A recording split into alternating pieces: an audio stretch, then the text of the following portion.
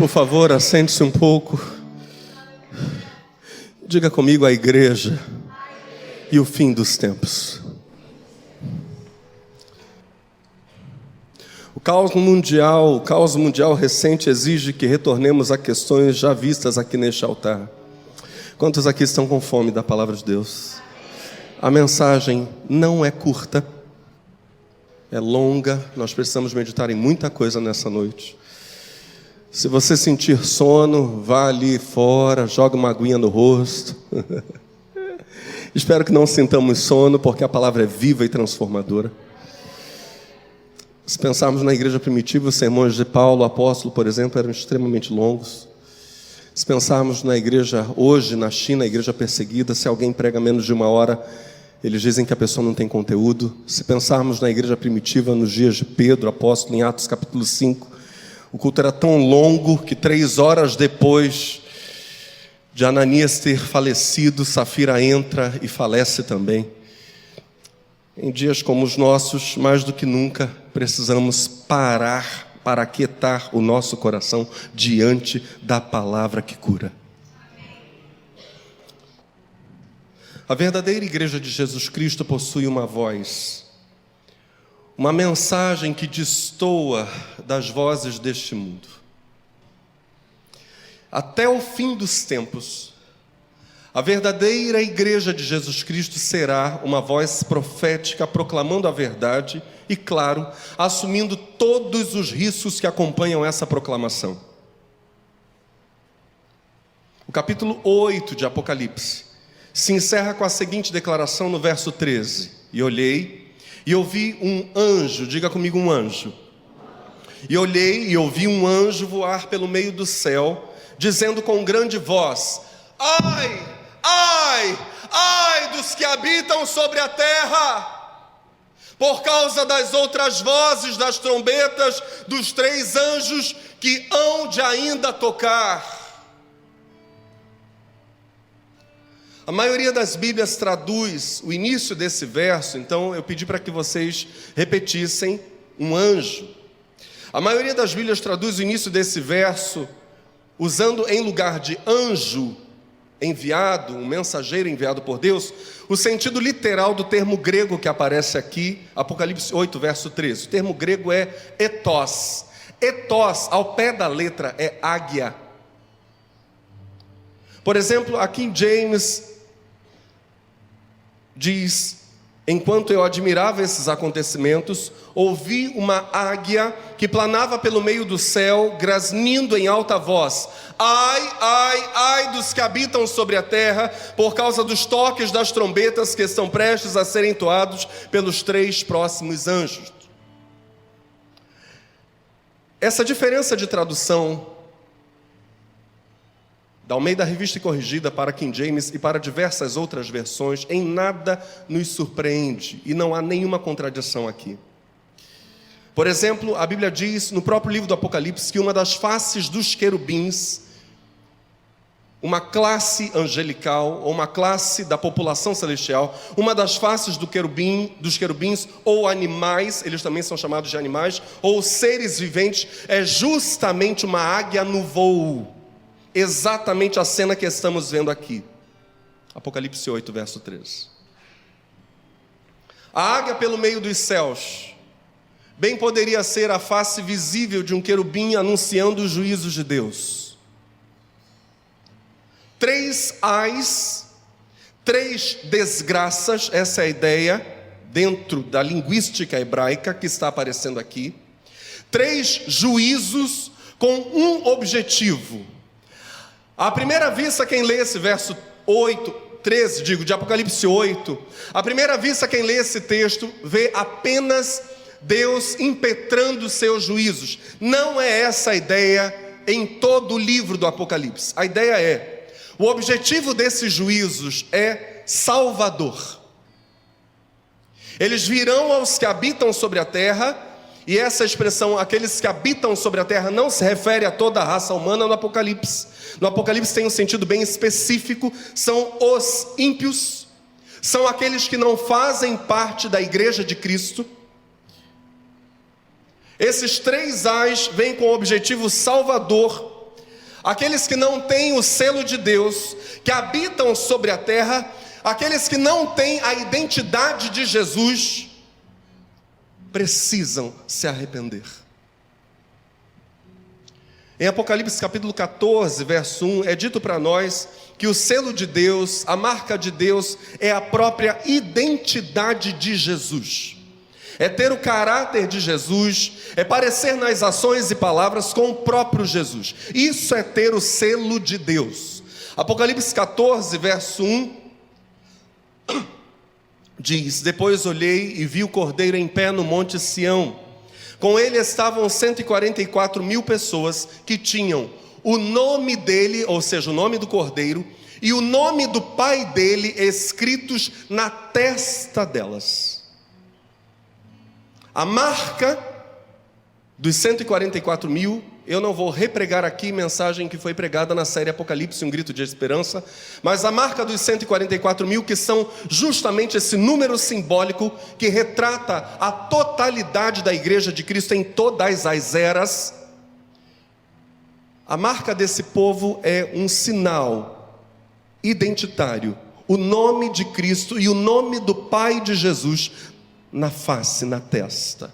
Quem olha para eles vê que eles carregam um nome, uma identidade. A pessoa de Cristo se revela por meio deles. A expressão os que habitam sobre a terra, essa expressão de Apocalipse 8:13, está intimamente ligada a uma fala de Jesus, por exemplo, em João capítulo 8, verso 23. Quando Jesus, num debate com os mestres da lei, Jesus está dizendo que eles são hipócritas, porque eles falam, mas não vivem o que falam, o discurso deles é certo, mas a prática é errada. Jesus diz: vós sois de baixo, eu sou de cima. Vós sois deste mundo, eu não sou deste mundo. Os que habitam sobre a terra e que sofrerão os juízos dos 3 ais, são aqueles que têm o mundo como sua casa, como sua oikos. Eu cito a palavra oikos aqui, porque essa palavra está num termo que hoje está popularizado. A oikumene, que em português dá ecumenismo. A união das religiões, tendo o mundo como sua casa. A Bíblia diz que esses que habitam sobre a terra são ímpios, são homens de baixo, são homens daqui. A oikumene é tudo menos cristã.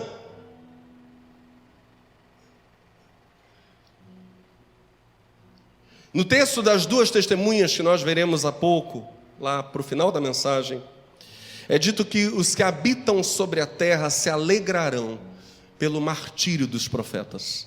Apocalipse capítulo 11, verso 10. E os que habitam na terra se regozijarão sobre eles e se alegrarão, e mandarão presentes uns aos outros, porquanto estes 2 profetas tinham atormentado os que habitam sobre a terra. Em Apocalipse capítulo 8, João tinha visto, ao soar da 3ª trombeta, uma estrela caindo nas águas. E quando essa estrela cai sobre as águas se tornam amargas, como absinto. Agora, quando nós entramos em Apocalipse capítulo 9, verso 1, João vê uma estrela que já havia caído. E eu leio para vocês Apocalipse 9, de 1 em diante. Então, o 5º anjo soou a trombeta, e observei uma estrela que havia caído do céu sobre a terra. Àquela estrela foi entregue a chave do poço do abismo. Assim que ela abriu o poço do abismo, subiu dele fumaça como a de uma colossal fornalha. O sol e o céu escureceram com a fuligem que saía do abismo.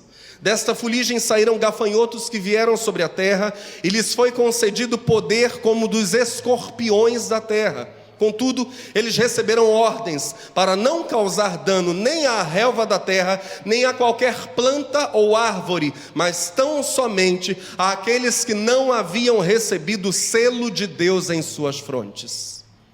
Não lhes foi concedido poder para matá-los, mas para provocar-lhes tormentos durante 5 meses. E a aflição que eles sofreram era como a causada pela picada do escorpião. Assim, naqueles dias, as pessoas procurarão a morte, todavia não a encontrarão. Desejarão morrer, mas a morte fugirá deles. O aspecto dos gafanhotos fazia lembrar cavalos preparados para a batalha. Tinham sobre a cabeça algo como coroas de ouro, e o semblante deles era semelhante ao rosto humano.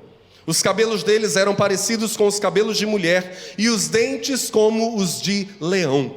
Possuíam couraças como armaduras de ferro, e o som das suas asas assemelhava-se ao barulho de muitos cavalos e carruagens correndo em direção à batalha. Tinham também caudas e ferrões como de escorpiões, e em suas caudas carregavam a capacidade de provocar tormentos à humanidade por 5 meses. E havia um rei sobre eles, o anjo do abismo, cujo nome em hebraico é Abaddon e em grego Apolion. Portanto, o primeiro dos ais já passou. Contudo, outros 2 ainda estão por vir. Quando nós vimos Apocalipse do início ao fim, do capítulo 1 ao capítulo 22, naquela série de mensagens, algo que foi dito aqui é isto. Apocalipse apresenta para nós uma tridimensionalidade, tanto de espaço quanto de tempo. A linguagem profética fala sobre diversos tempos entrelaçados, uma tridimensionalidade temporal, mas também fala de diversas imagens retratando uma única coisa. A estrela caiu, a estrela estava caída. No dizer de Jesus, a estrela continuará a cair até o fim diante da igreja. O príncipe do abismo. No verso 1, o tempo perfeito deixa transparecer para nós que Deus é o sujeito da ação. Então, quando João diz em Apocalipse 9:1, então o 5º anjo soou a trombeta e observei uma estrela que havia caído do céu sobre a terra, que estava já caída. Ele usa o tempo perfeito, o sujeito da ação é Deus. Há um astro caído, mas esse astro não é inanimado, muito ao contrário, ele é personificado. Ele é alguém. Ele chega a receber uma chave, a chave de uma profundeza insondável, um abismo sem fim. E quando esse abismo é aberto, à medida que a fumaça sobe, a luz do sol é ocultada e a atmosfera da terra escurece. Saem gafanhotos, diz o texto, que são como cavalos, com coroas, com faces humanas, com cabelos de mulher, dentes de leão, couraças de ferro, asas que fazem o ruído de carruagens de combate, caudas como caudas de escorpiões. Não matam, diz o texto, mas atormentam por quanto tempo? 5 meses. Seu rei, diz o texto, é Abaddon, em hebraico destruição, ou Apolião, em hebraico o destruidor. Quem duvida, ao olhar para essa descrição, que sejam demônios? Quem duvida, ao olhar para esse trecho, que a falta de luz, o medo, o tormento, sejam causados por aquilo que os próprios homens passaram a adorar e que Apocalipse denuncia. No verso 20 surge a denúncia: o restante da humanidade que não morreu por essas pragas, nem assim se arrependeu das obras das suas mãos. Eles, diga comigo, não pararam de adorar os demônios e os ídolos de ouro, prata, bronze, pedra, madeira, ídolos que não podem ver, nem ouvir, nem andar.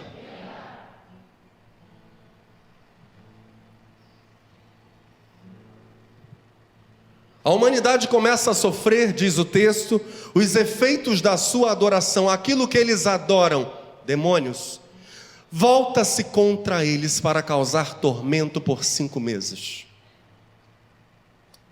5 meses, diz João. A pergunta que nós precisamos fazer é: para um judeu como João, qual a importância de 5 meses? E a importância é total. 5 meses na história de Israel, na vida de um judeu, eram precisamente o período de seca no calendário judaico. precisamente 5 meses. Se as colheitas tivessem sido boas nos primeiros 2 meses do ano religioso, Nissan, que equivale à segunda quinzena de março, primeira quinzena de abril no nosso calendário normalmente, e Iyar, segunda quinzena de abril, primeira quinzena de maio, se a colheita ou as colheitas tivessem sido boas em Nissan e Iyar, a nação de Israel suportaria feliz os meses judaicos de Sivan, Tamuz, Avi, Elu e Tisri, os 5 meses da estação seca. Quando a estrela caída, diz o texto, abre o poço do abismo, a estrela abre o poço do abismo, os seres que saem das profundezas são chamados de gafanhotos. O que gafanhotos atacam? Plantações. A ideia é a seguinte: aqueles que não foram feitos plantação de Deus, a Bíblia vai dizer categoricamente que os salvos são a lavoura de Deus. A igreja é a lavoura de Deus. Aqueles que não se tornaram a plantação de Deus, a lavoura de Deus, que não aproveitaram o tempo da sua visitação, que não foram bom solo para a semente do Evangelho, isso nos faz lembrar a parábola do semeador. Será permitido que eles sejam atormentados pelo mal.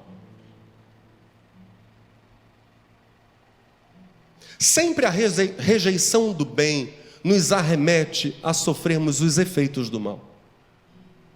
É sempre assim.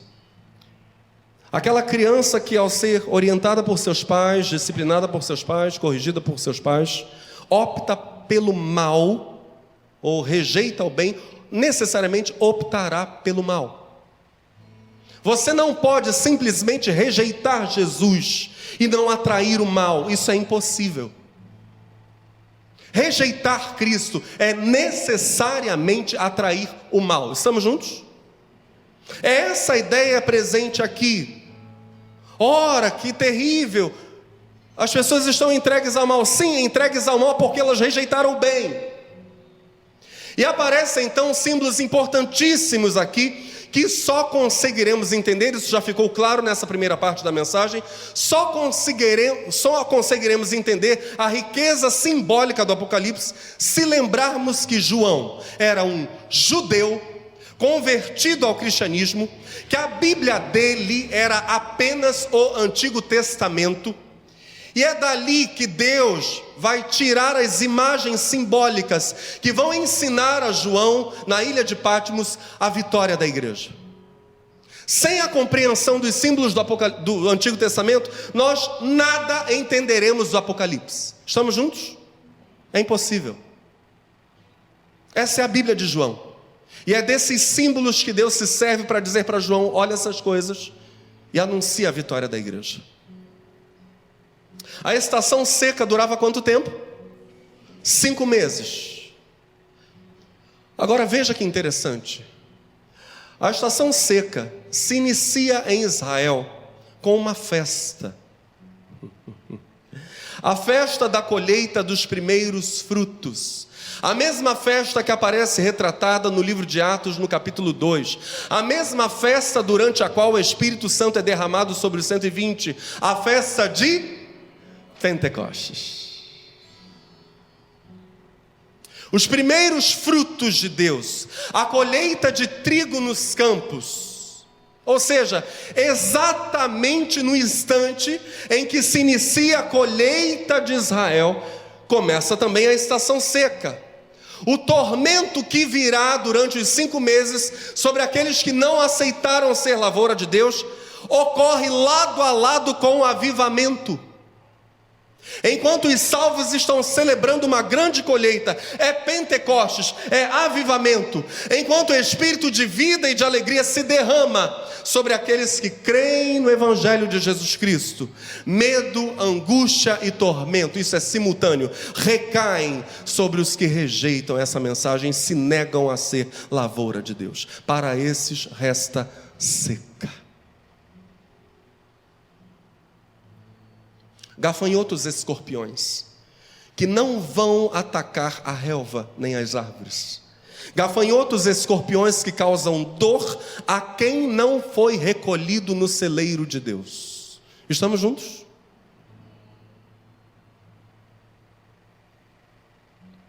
Outro detalhe importantíssimo nessa simbologia é que, precisamente no meio da estação seca, no terceiro mês da estação seca, no mês de Av,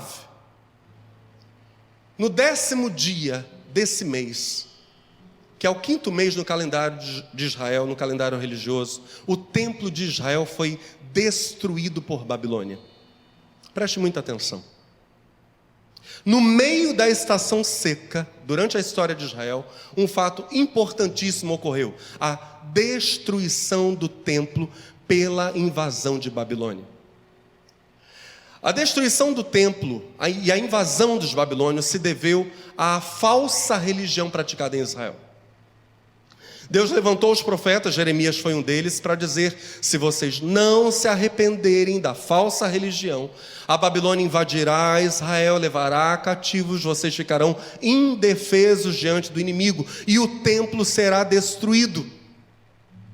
Deus criticou inúmeras vezes a falsa religião, mas não houve jeito, Israel não ouviu a advertência e a falsa religião desmoronou juntamente com a destruição do templo.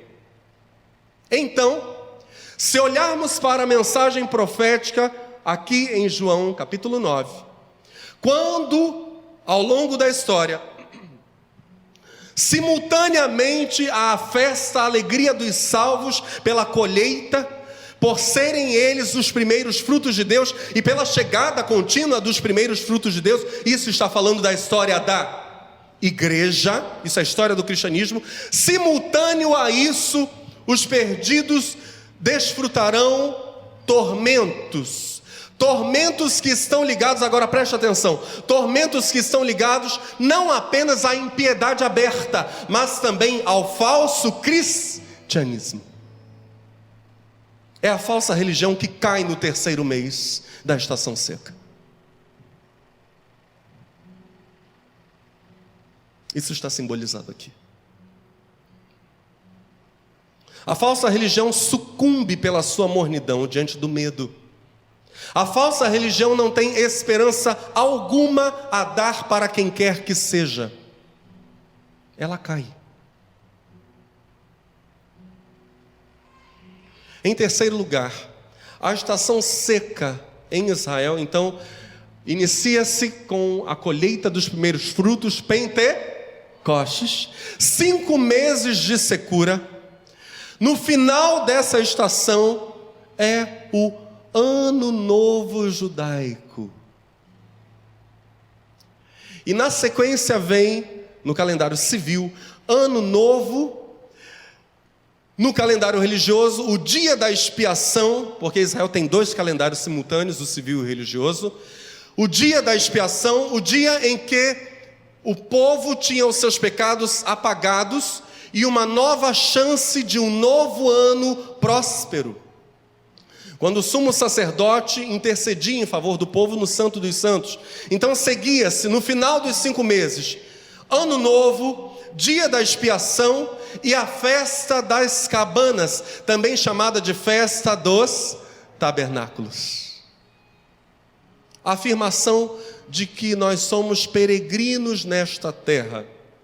Em sentido simbólico, o que a Bíblia está dizendo para nós é o seguinte, e Apocalipse é um livro de símbolos. É terminante proibido, já no primeiro verso de Apocalipse, olhar-se para Apocalipse e buscar ali uma interpretação literal. O texto grego não permite isso. Você tem que olhar para Apocalipse entendendo o que é simbologia. Em sentido simbólico, Toda estação seca, toda estação que é essa secura espiritual, essa vida fora da comunhão com Cristo, fora da igreja de Cristo, essa vida sofrendo tormento do maligno, tormentos na mente, tormentos no corpo, tormentos na família, tormentos. Essa estação seca, ela só se encerra com essas 3 coisas. Uma nova vida, que envolve um dia da expiação, a confissão de pecados, e que envolve a compreensão de que estamos aqui de passagem, a festa dos tabernáculos. É preciso que essas 3 coisas aconteçam, e isso caracteriza o fim da estação seca.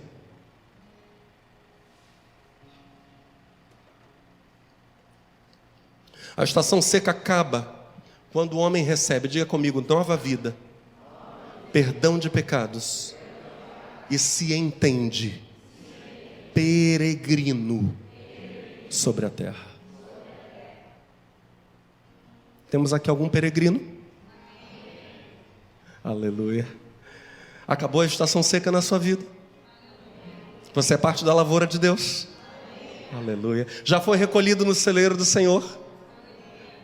Aleluia. Gafanhoto algum com cauda de escorpião tem poder sobre você. Causam tormentos sobre aqueles que habitam sobre aqueles que são deste mundo. O símbolo aqui é riquíssimo. Apocalipse é um livro de esperança para a igreja de Cristo. Eles causam tormentos. Hoje, há pessoas que estão na estação seca, mas são convidadas a se tornarem a grande lavoura de Deus. A mensagem do Evangelho está sendo pregada aqui, para que olhem para Jesus, tenham seus pecados apagados e sejam recolhidas no celeiro de Deus. Hoje nós não examinaremos a 6ª trombeta, nós iremos para Apocalipse capítulo 10 e para o capítulo 11, mas ainda, antes de avançarmos para os textos propriamente ditos, precisamos refletir sobre simbologia bíblica. Há alguns textos que são referenciais para nós. Quantos aqui são com fome? Aleluia. O primeiro deles é Mateus capítulo 18, versos 17 em diante. Ouça. E se não as escutar, dize-o à igreja. E se também não escutar a igreja, considera-o como um gentio e publicano. Em verdade vos digo que tudo o que ligardes na terra será ligado no céu, e tudo o que desligardes na terra será desligado no céu. Também vos digo que se 2 de vós concordarem na terra acerca de qualquer coisa que pedirem, isso lhes será feito por meu Pai que está nos céus. Quantos precisariam concordar? 2. Porque onde estiverem 2 ou 3 reunidos em meu nome, aí eu estou no meio deles. Então Pedro, aproximando-se dele, disse: Senhor, até quantas vezes pecará meu irmão contra mim e eu lhe perdoarei? Até 7? Jesus lhe disse: não te digo que até 7, mas até 70 vezes 7. Nós entenderemos isso. 70 vezes 7. Por isso, o reino dos céus pode comparar-se a um certo rei que quis fazer contas com os seus servos. Presta muita atenção. Jesus diz que o perdão deve acontecer quantas vezes? Repete, por favor, o número. E aí ele entra numa história para falar sobre o reino dos... E começando a fazer contas, foi-lhe apresentado... Deixa eu voltar um pouquinho para não ficar difícil a compreensão. Por isso o reino dos céus pode comparar-se a um certo rei que quis fazer contas com os seus servos. E começando a fazer contas, foi-lhe apresentado um que lhe devia 10.000 talentos. E não tendo ele com que pagar, o seu senhor mandou que ele e sua mulher e seus filhos fossem vendidos com tudo quanto tinha, para que a dívida se lhe pagasse. Então aquele servo, prostrando-se, o reverenciava, dizendo: Senhor, seja generoso para comigo e tudo te pagarei. Então o senhor daquele servo, movido de íntima compaixão, soltou-o e perdoou-lhe a dívida. Isso está falando do reino dos... Saindo, porém, aquele servo, encontrou um dos seus conservos que lhe devia 100 dinheiros e, lançando mão dele, sufocava-o, dizendo: paga-me o que me deves. Então o seu companheiro, prostrando-se a seus pés, rogava-lhe, dizendo: sê generoso para comigo e tudo te pagarei. Ele, porém, não quis, antes foi encerrá-lo na prisão até que pagasse a dívida. Vendo, pois, os seus conservos o que acontecia, contristaram-se muito e foram declarar ao seu senhor tudo o que se passara. Então o seu senhor, chamando-o à sua presença, disse-lhe: servo malvado, perdoei-te toda aquela dívida porque me suplicaste. Não devias tu igualmente ter compaixão do teu companheiro, como eu também tive misericórdia de ti? E indignado, o seu senhor o entregou aos atormentadores, até que pagasse tudo o que devia. Assim vos fará também meu Pai Celestial. Ou seja, em toda essa história, Jesus está falando que quem é o grande perdoador é o seu... presta muita atenção, estamos montando quebra-cabeças. Assim vos fará também meu Pai Celestial, se do coração não perdoardes cada um a seu irmão as suas ofensas. Eu pedi a vocês que repetissem várias vezes a expressão 70 vezes 7. 70 vezes 7 é o modo como Jesus está revelando para os discípulos a grandeza do perdão divino. E isso ele deixará claro com essa história que se segue ao diálogo. O tamanho do perdão divino, o tempo da graça de Deus, e nós vamos entender a simbologia, o tamanho do perdão de Deus chama-se, por Jesus, 70 vezes 7. Isso é tempo da graça. Isso fala da graça de Deus. Deus é para Jesus o modelo de inspiração. A era de perdão, a era da graça, é chamada por Jesus de 70 vezes 7. É graça que vem aos homens, esperando que eles sigam o exemplo de... É o que vai ficar claro até o final da história. Não, Pedro.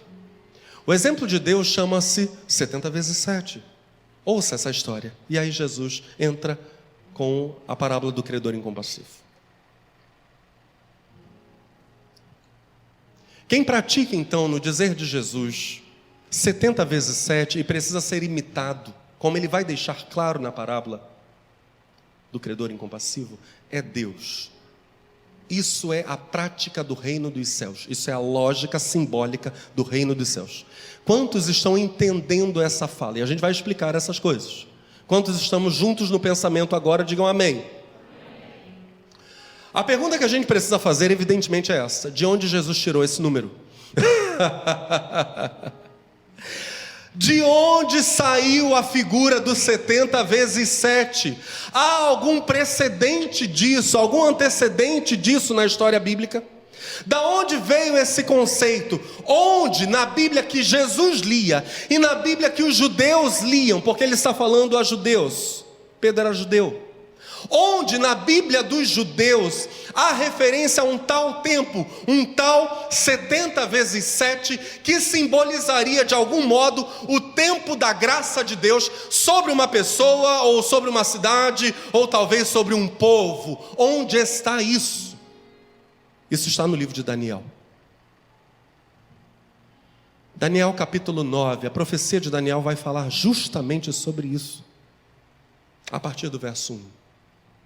Ouça: no ano 1º de Dario, filho de Assuero, da linhagem dos Medos, o qual foi constituído rei sobre o reino dos caldeus, no 1º ano do seu reinado, eu, Daniel, entendi pelos livros que o número dos anos de que falara o Senhor ao profeta Jeremias, em que haviam de cumprir-se as desolações de Jerusalém, era de 70 anos. E eu dirigi o meu rosto ao Senhor Deus para o buscar com orações, súplicas, com jejum e saco e cinza. Daniel está se humilhando diante do Senhor, se quebrantando. E orei ao Senhor meu Deus, e confessei e disse: Senhor, Deus grande e tremendo, que guardas a aliança e a misericórdia para com os que te amam e guardam os teus mandamentos, pecamos. Ele está orando pelo seu povo. Pecamos, está falando dos atos de Israel. Cometemos iniquidades, procedemos impiamente, fomos rebeldes, apartando-nos dos teus mandamentos e dos teus juízos. E não demos ouvidos aos teus servos, os profetas, que em teu nome falaram aos nossos reis, aos nossos príncipes e aos nossos pais, como também a todo o povo da terra. A ti, ó Senhor, pertence a justiça, mas a nós a confusão de rosto, como hoje se vê. Aos homens de Judá e aos moradores de Jerusalém e a todo Israel, aos de perto e aos de longe, em todas as terras por onde os tens lançado, por causa das suas rebeliões que cometeram contra ti. Israel estava disperso no cativeiro, e Daniel segue orando: ó Senhor,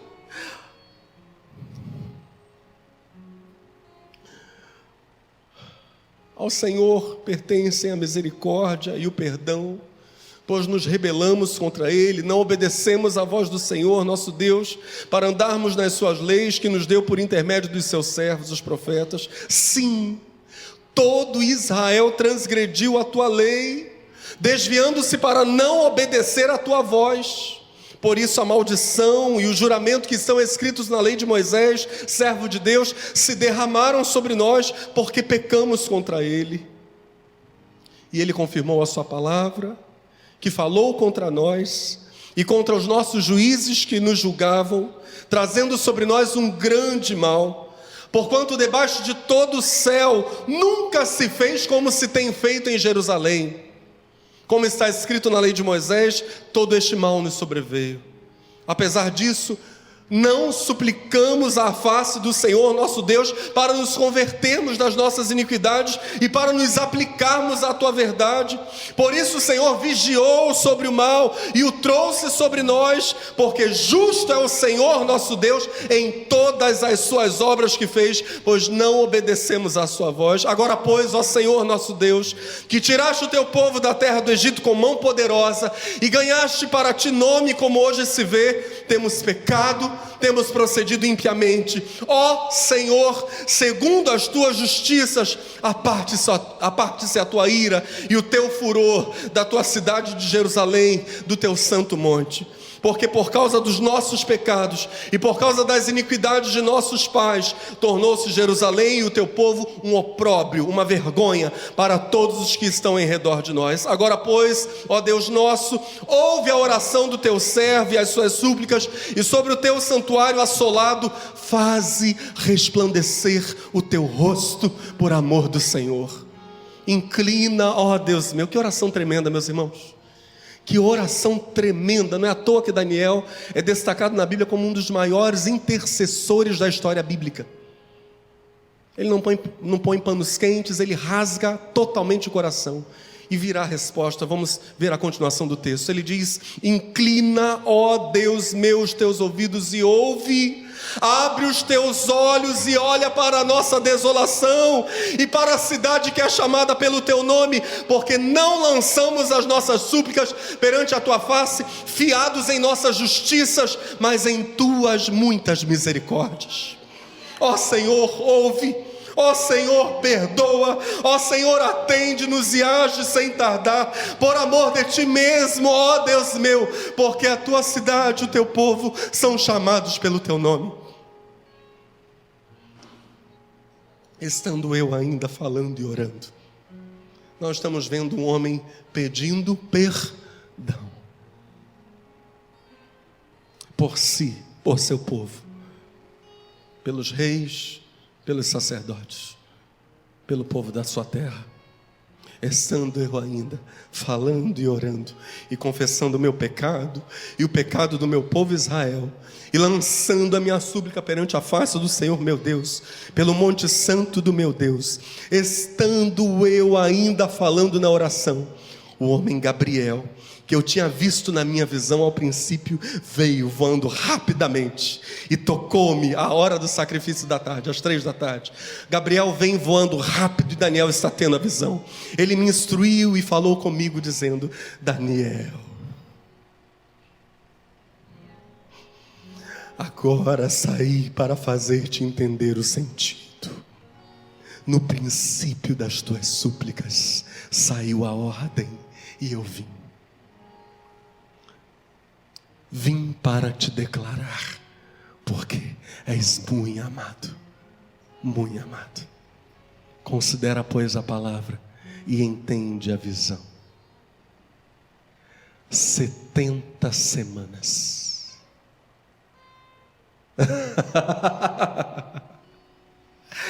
70 semanas estão determinadas sobre o teu povo e sobre a tua santa cidade, para cessar a transgressão e para dar fim aos pecados, e para expiar a iniquidade, e trazer a justiça eterna, e selar a visão e a profecia, e para ungir o Santíssimo.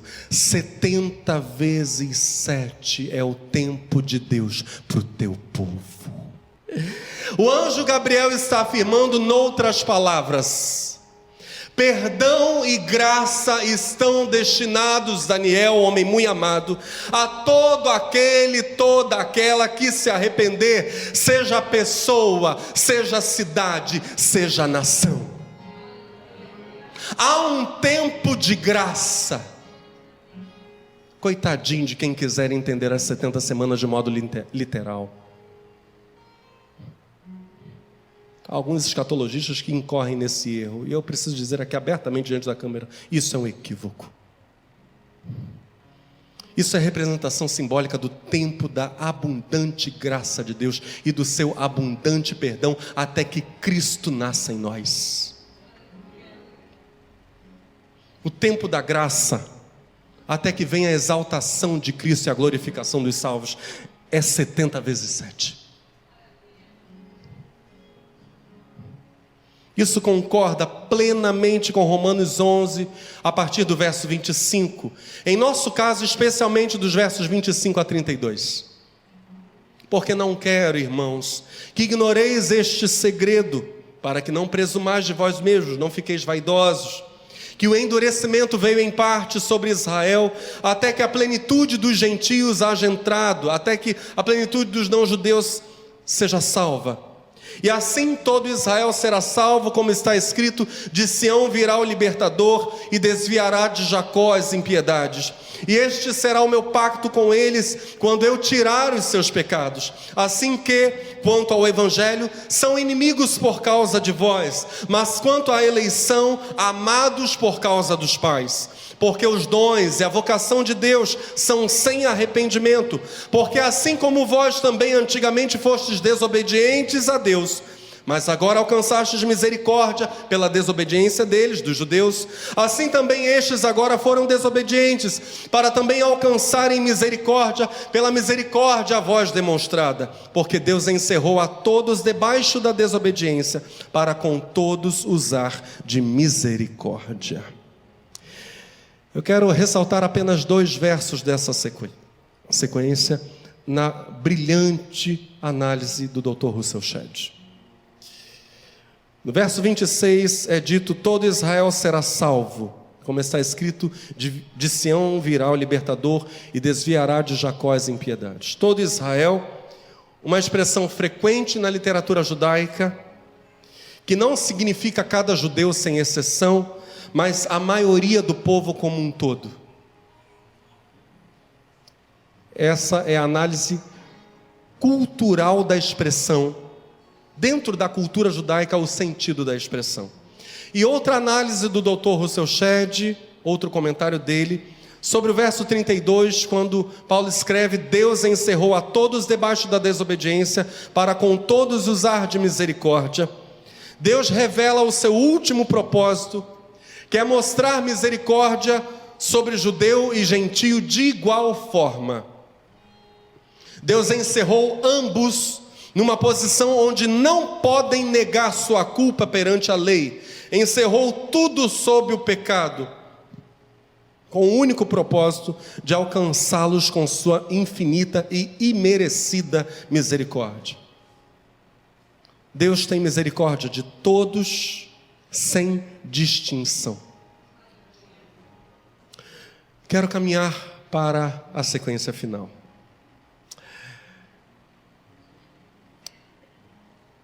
Apocalipse capítulos 10 e 11 prosseguirão dizendo para nós que Deus é um Deus de misericórdia e Pai de toda consolação. Expressão categórica do apóstolo Paulo em 2 Coríntios capítulo 1, verso 3. Bendito seja o Deus e Pai de nosso Senhor Jesus Cristo, o Pai das misericórdias e o Deus de toda a consolação.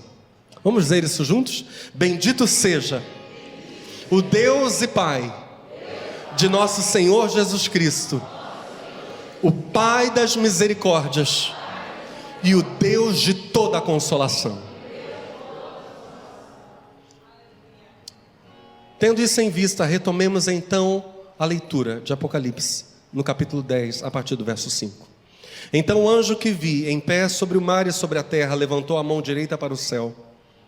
Jurou em nome daquele que vive para todo sempre, que criou os céus, a terra, o mar e tudo que neles há. Não haverá mais demora, disse ele. Quando o sétimo anjo tocar sua trombeta, o plano que Deus manteve em segredo se cumprirá, conforme ele anunciou a seus servos, os profetas. A voz do céu falou novamente comigo: vá e pegue o livro aberto da mão do anjo que está em pé sobre o mar e sobre a terra.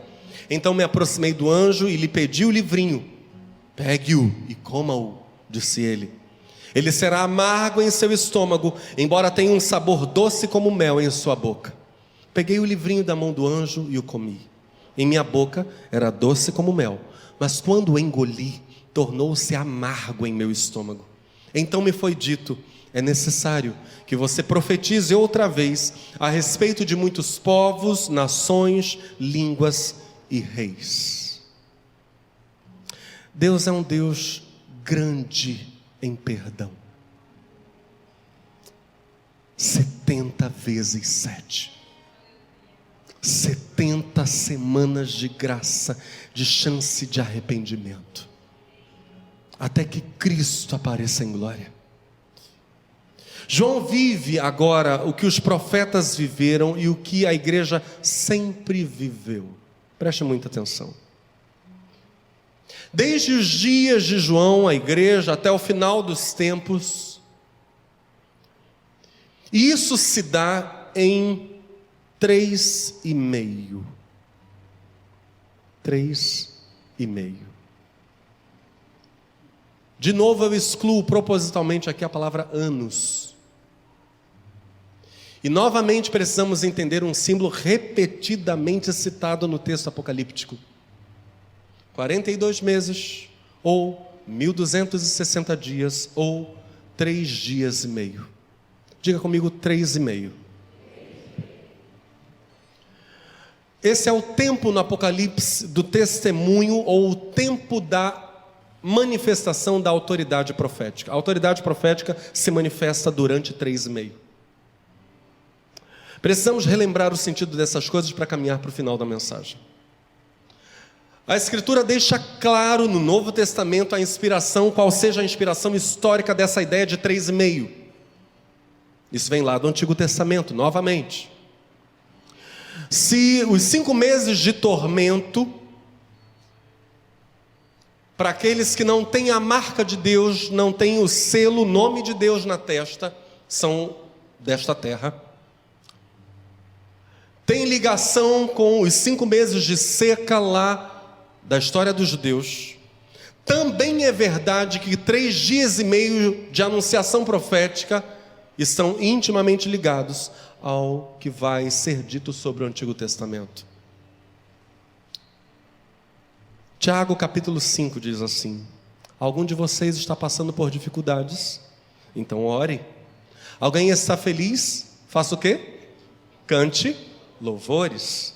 Alguém está doente? Chame-os. É para qualquer doença, né, gente? Chame os presbíteros da igreja, para que venham e orem sobre ele e o unjam com óleo em nome do Senhor. A oração da fé salvará o doente ou curará o enfermo, e o Senhor o levantará. E se cometeu algum pecado, serão perdoados. Portanto, confessem seus pecados uns aos outros e orem uns pelos outros para serem sarados, curados. A oração de um justo tem grande poder e produz grandes resultados. A oração de um justo pode muito em seus efeitos. Verso 17, Elias. Quem? Elias. Muito importante isso. Elias era humano como nós. Olha para o seu irmão e diz: Elias, como nós.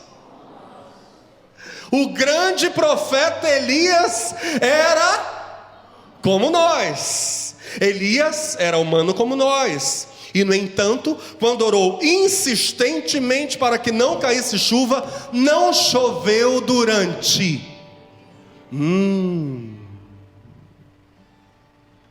Olha, 3 anos e meio. Então ele orou outra vez, e o céu enviou chuva, e a terra começou a produzir suas colheitas. A autoridade da igreja é a autoridade de Elias. Ela é como João Batista. Diga comigo, a igreja é como João Batista. Pastor, mas o senhor não estava falando de Elias? Como João Batista de repente caiu de paraquedas nessa história? Nós vamos ver essas coisas. A autoridade da igreja é a autoridade de Elias. Eu estou falando da verdadeira igreja de Cristo. Tem alguém aqui que faz parte dessa igreja? É a autoridade de Elias, é como João Batista, a responsável pela preparação para a chegada do Messias.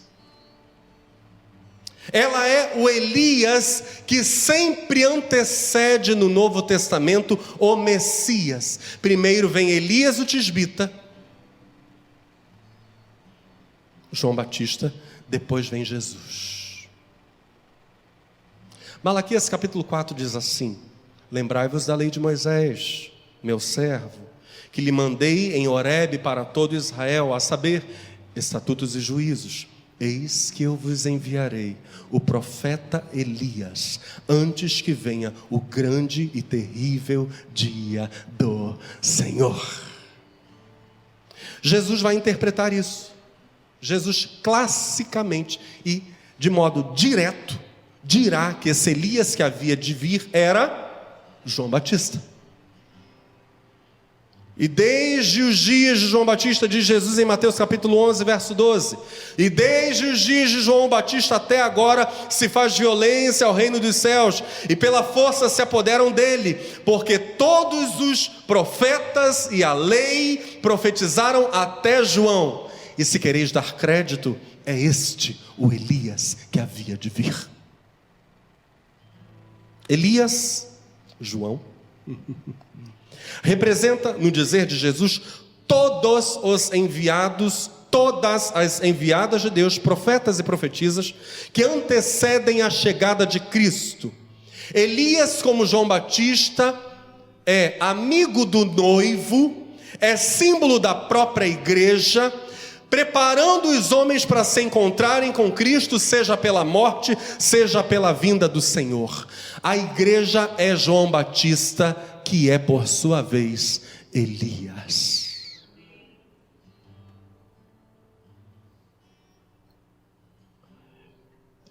Eu estava dizendo para vocês que João, pastor, o que isso tem a ver com João? Porque a primeira coisa foi João comendo o livrinho. Fica doce na boca e amargo no estômago. E é mensagem para reis, nobres e gente comum.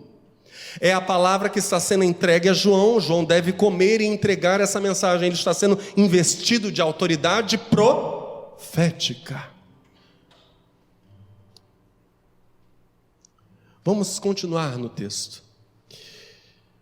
Apocalipse capítulo 11. Depois foi-me dado um caniço para me servir de metro de João. E me foi dito: levante-se e meça o templo de Deus, o seu altar, e conte aqueles que estão dentro do templo adorando.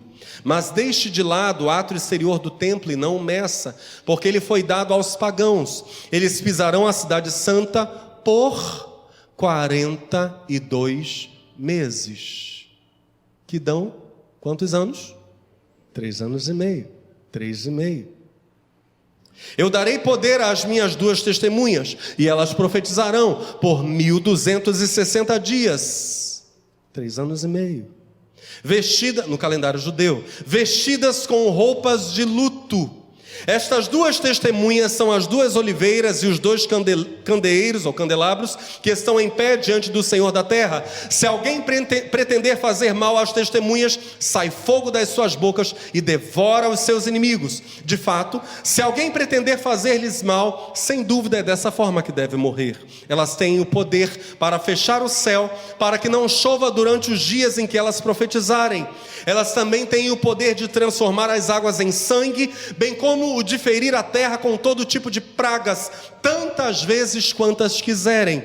Depois que elas tiverem concluído o testemunho que devem dar, o monstro que surge do abismo, ou a besta que sobe do abismo, lutará contra elas e as vencerá e as matará. Os seus cadáveres ficarão estirados nas ruas da grande cidade, que simbolicamente se chama Sodoma e Egito, onde o seu Senhor também foi crucificado.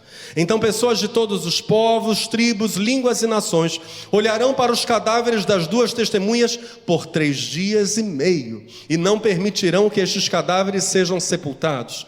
Os que habitam na terra ficarão felizes por causa delas. Eles realizarão festas e enviarão presentes uns aos outros, pois esses 2 profetas atormentaram aos habitantes da terra. Mas depois dos 3 dias e meio, um sopro de vida veio da parte de Deus e entrou nos 2 profetas, e eles se levantaram, e aqueles que os viram ficaram com muito medo. Então os 2 profetas ouviram uma voz forte que vinha do céu, dizendo-lhes: subam aqui! E eles subiram ao céu numa nuvem, à vista dos seus inimigos. Naquele momento, houve um grande terremoto e ruiu a 10ª parte da cidade. Morreram nesse terremoto 7.000 pessoas, ao passo que as outras ficaram aterrorizadas e deram glória ao Deus do céu. A segunda aflição já passou, mas estejamos atentos, pois a terceira aflição vem sem demora. No capítulo 9 de Apocalipse estão narradas a 5ª e a 6ª trombetas. O capítulo 10 fala sobre João comendo o livrinho que o anjo lhe entrega, para que ele, João, anuncie a mensagem profética. Essa narrativa sobre João, que se segue, então, imediatamente após a narrativa de João, entra a narrativa sobre as 2 testemunhas. A narrativa de João e das 2 testemunhas interrompe o texto apocalíptico sobre as trombetas. Vem a 1ª, 2ª, 3ª, 4ª, 5ª, 6ª trombeta, entra a narrativa sobre João, o livrinho, entra a narrativa sobre as 2 testemunhas, e aí voltamos para a 7ª trombeta. Há uma quebra no texto.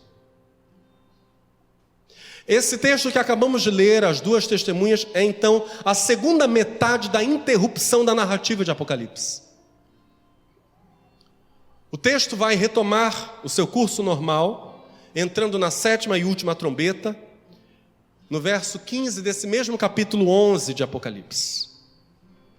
A interrupção em 2 etapas, eu gostaria que você prestasse muita atenção nisso. Estamos juntos? A mesa hoje é muito farta. João comendo um livrinho e profetizando. 2 testemunhas que estão fazendo também o quê?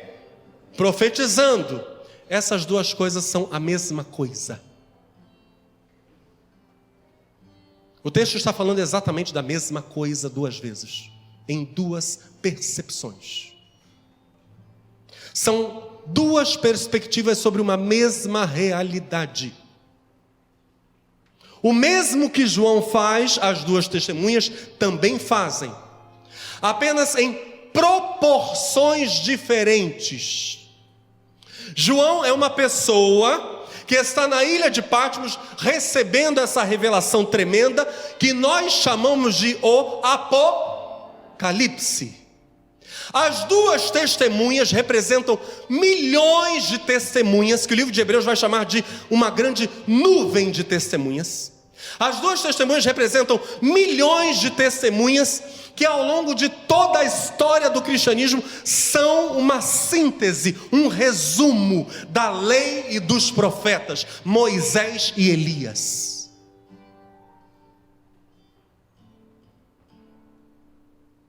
Hebreus capítulo 12 fala sobre uma nuvem de testemunhas, portanto nós também, pois que estamos rodeados de uma tão grande nuvem de testemunhas, deixemos todo embaraço. Olha para o seu irmão e diz: larga tudo. O texto diz: deixemos todo embaraço e o pecado que tão de perto nos rodeia e corramos com paciência a carreira que nos está proposta. Vida cristã como corrida, larga tudo e corre na direção de Cristo. Isso é cristianismo. Todos eles, todas as testemunhas ao longo da história da fé, e João, são as muitas testemunhas, a síntese da lei e dos profetas. Pastor, o que tem a ver a lei e os profetas? Porque a mensagem de João e das testemunhas é uma só: Jesus Cristo é o Senhor. E essa é a síntese da lei e dos profetas. A lei e os profetas apontam para a figura de Jesus. Ele é a síntese de todo o Antigo Testamento. Então o que a gente encontra em Apocalipse é o resumo do resumo, é a síntese em linguagem simbólica de tudo aquilo que vinha sendo dito no Antigo Testamento e nos diversos textos do Novo. Graças a Deus, Apocalipse está no final da Bíblia. Muito coerente esse posicionamento de Apocalipse. Porque é uma grande síntese. A Bíblia fala sobre quem eram essas testemunhas, lembrando que elas não são apenas da era cristã. Há pessoas que morreram na esperança da vinda do Messias, muito antes da encarnação de Cristo, e também compõem o exército de testemunhas, os salvos. Olha o que a Bíblia diz sobre eles. Que coisa tremenda. E que mais direi, diz Hebreus capítulo 11, a partir do verso 32. O autor aos Hebreus diz: e que mais direi? Faltar-me-ia o tempo contando de Gideão, e de Baraque, e de Sansão, e de Jefté, e de Davi, e de Samuel, e dos profetas, os quais pela fé venceram reinos, praticaram a justiça, alcançaram promessas, fecharam as bocas dos leões, apagaram a força do fogo, escaparam do fio da espada, da fraqueza tiraram forças, na batalha se esforçaram, puseram em fuga os exércitos dos estranhos. As mulheres, pela ressurreição, receberam, pela ressurreição, os seus mortos. Uns foram torturados, não aceitando o seu livramento para alcançarem uma melhor ressurreição. E outros experimentaram escárnios e açoites e até cadeias e prisões. Foram apedrejados, cerrados, tentados, mortos ao fio da espada. Andaram vestidos de peles de ovelhas e de cabras, desamparados, aflitos e maltratados, homens dos quais o mundo não era digno, errantes pelos desertos e montes e pelas covas e cavernas da terra. E Paulo vai dizer sobre eles, sobre o porquê de eles terem experimentado essas coisas, todas essas coisas por causa da sua fé. Paulo vai dizer: quem nos separará do amor de Cristo? A tribulação? Ou a angústia, ou a perseguição, ou a fome, ou a nudez, ou o perigo, ou a espada, como está escrito: por amor de ti somos entregues à morte todo dia, fomos reputados como ovelhas para o matadouro, mas em todas estas coisas somos mais. Dê um aplauso ao Senhor. Aleluia! Aleluia!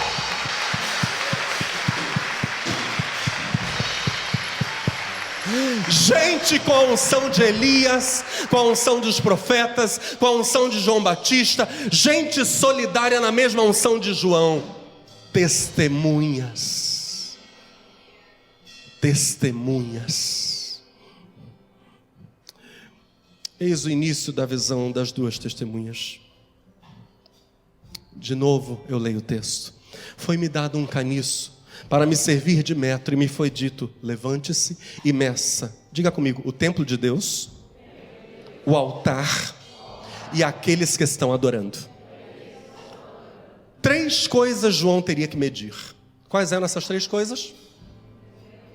O templo de Deus, o altar, aqueles que estavam adorando, a gente pode sintetizar, os adoradores. Mas deixe de lado o átrio exterior do templo e não meça, porque ele foi dado aos pagãos. Eles pisarão a cidade santa por quantos meses?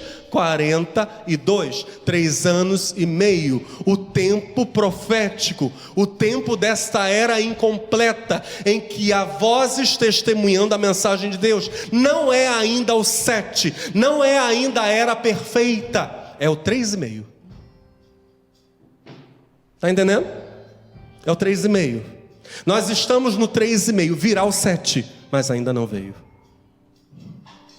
Enquanto estamos nessa era incompleta, imperfeita, somos testemunhas.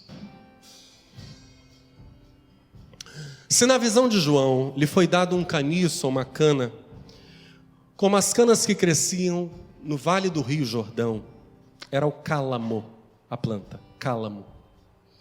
Um junco conhecido como cana gigante, que chegava a ter 6,5 metros de comprimento. O negócio era enorme.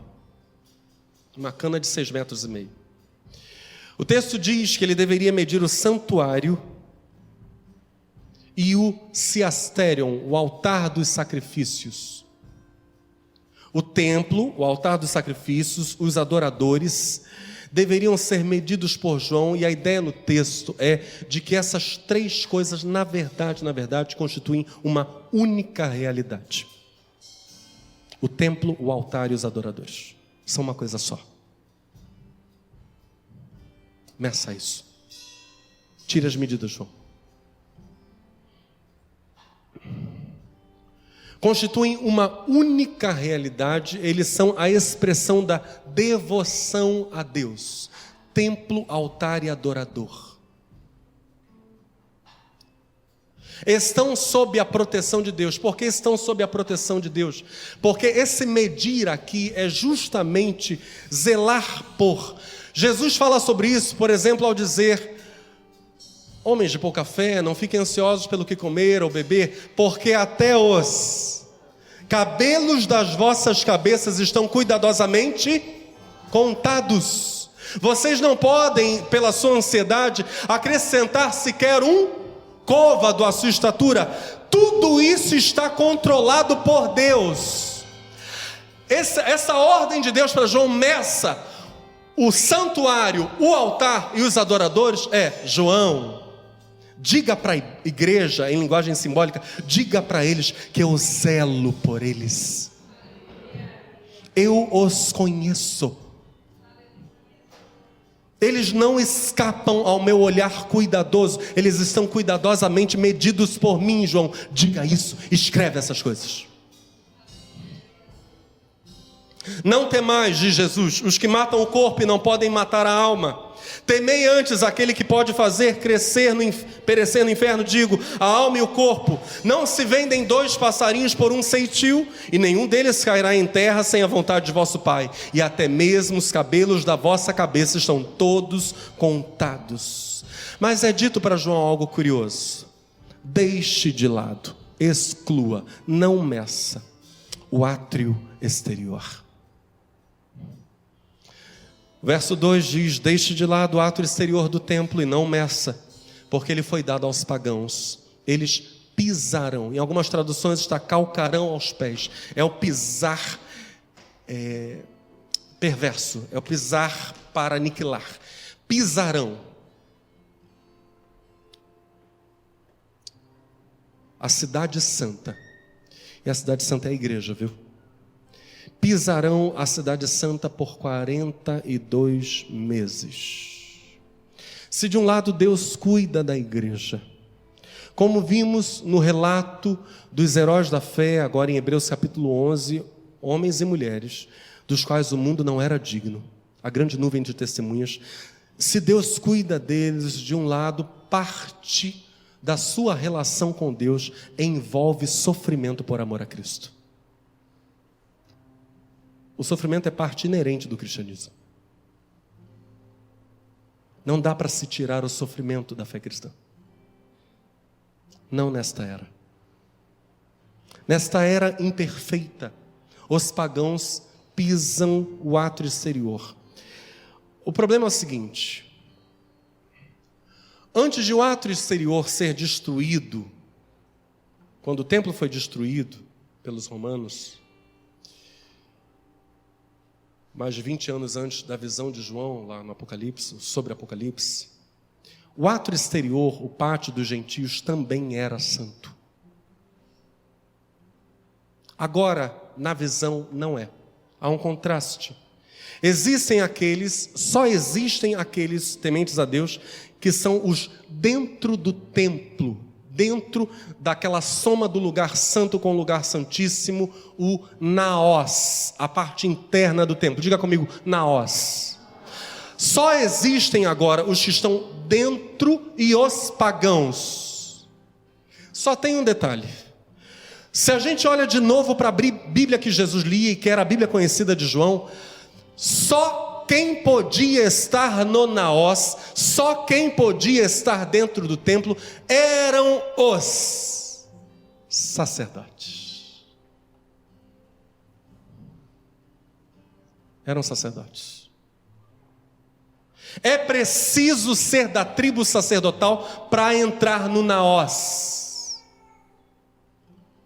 Os pagãos pisarão a cidade santa, terão contato com os santos do Altíssimo, terão contato com as coisas santas durante 3 anos e meio. Com que propósito? Para adorarem a Deus? Não.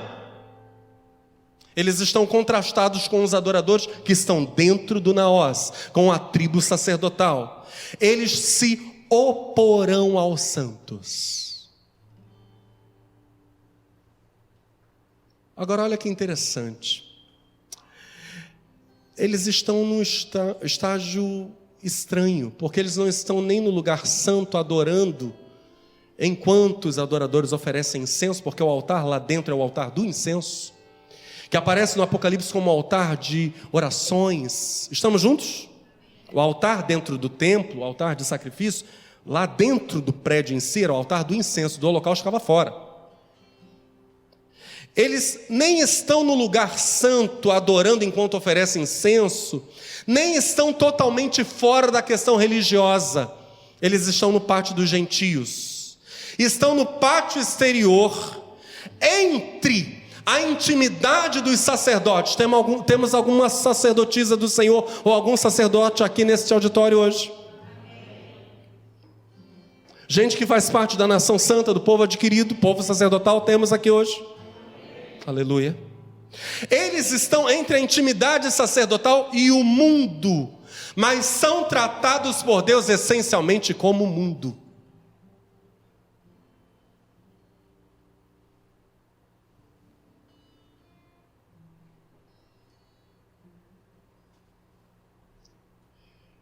Gente que até tem contato com as coisas santas, mas nunca se rende a Cristo. O texto não está falando simplesmente daqueles que não ouviram. O texto está falando daqueles que ouviram e rejeitaram.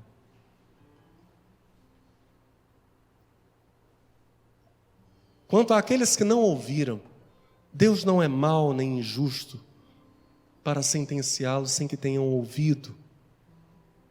De algum modo, a graça de Deus é capaz de os alcançar. Mas aqueles que ouviram e rejeitaram, deixaram de ser inocentes.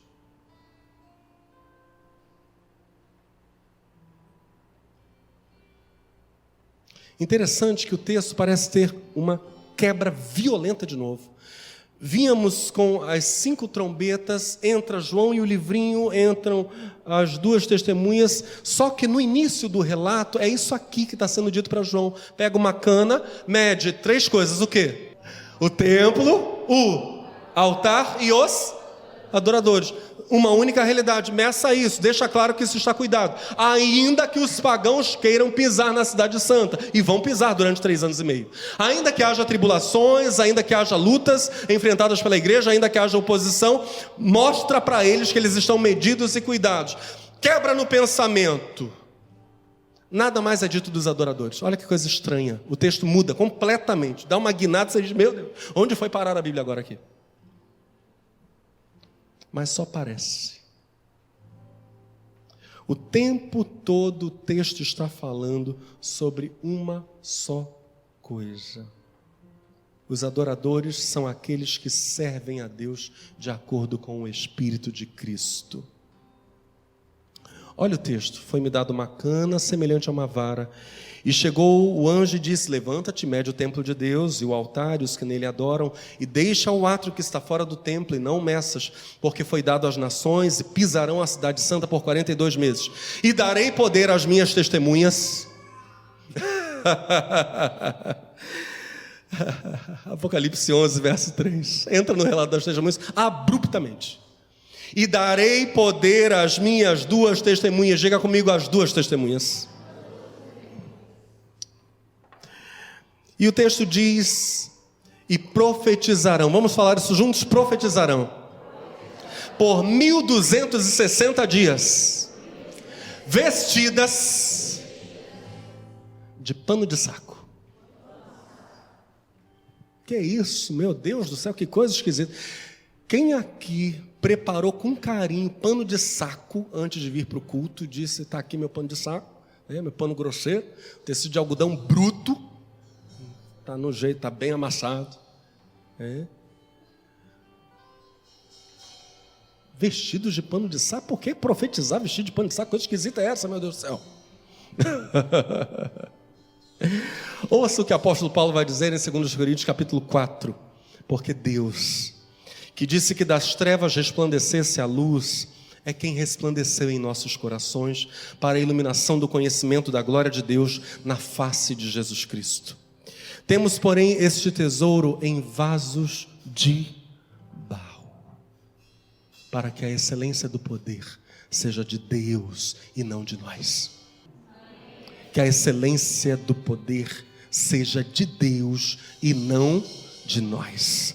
Em tudo somos atribulados, mas não angustiados, perplexos, mas não desanimados, perseguidos, mas não desamparados, abatidos, mas não destruídos, trazendo sempre por toda parte a mortificação do Senhor Jesus no nosso corpo, para que a vida de Jesus se manifeste também nos nossos corpos. E assim, nós que vivemos, estamos sempre entregues à morte por amor de Jesus, para que a vida de Jesus se manifeste também na nossa carne mortal, de maneira que em nós opera a morte. Nós somos escravos de Cristo, somos servos de Cristo, nós nos negamos a nós mesmos, em nós opera a morte, mas em vós, em vocês que são servidos por nós, que ouvem a nossa mensagem, a nossa pregação, o Evangelho, mas em vós opera a vida. Vocês se servem da nossa mortificação, diz Paulo. As testemunhas estão vestidas com roupas de luto. Pano de saco é roupa de luto. É exatamente essa fala de Paulo. Em nós opera a morte. As testemunhas, eu vou encerrar aqui a mensagem. Ainda tinha 6 páginas da mensagem para pregar. Eu vou parar aqui. São 18 páginas a mensagem de hoje. As testemunhas são pessoas que sabem que nelas está em operação a morte de Jesus de Nazaré, até que elas sejam glorificadas na ressurreição. A morte opera nelas. A morte da carne egoísta, A morte do eu é egocêntrico. Neles opera morte. Paulo faz um jogo de palavras aqui, não dizendo que nos outros que o ouviam não operava a vida de Deus. Muito ao contrário. Paulo faz um jogo de palavras para dizer: porque nós morremos para nós mesmos, vocês vivem para Deus. Ele começou o discurso dizendo isso. Deus, que disse que das trevas resplandecesse a luz, é quem resplandeceu em nossos corações. Então o fechamento aqui é perfeito. Ele não erra no jogo de palavras. Ele já tinha dito que Deus estava agindo nos cristãos de Corinto. Nessa noite, em nome de Jesus, você testemunha. Você, chamado para ser como Moisés, como Elias, ser a síntese da mensagem de Moisés e Elias, porque essa é a síntese do Evangelho, cumprido em Jesus de Nazaré. A lei e os profetas se cumprem na pessoa de Cristo. Você que foi chamado para ser um proclamador do Cristo da cruz, levante-se, proclame, anuncie, não se cale, testemunhe de que Cristo é vida, e vida, e vida, e vida, e vida em abundância.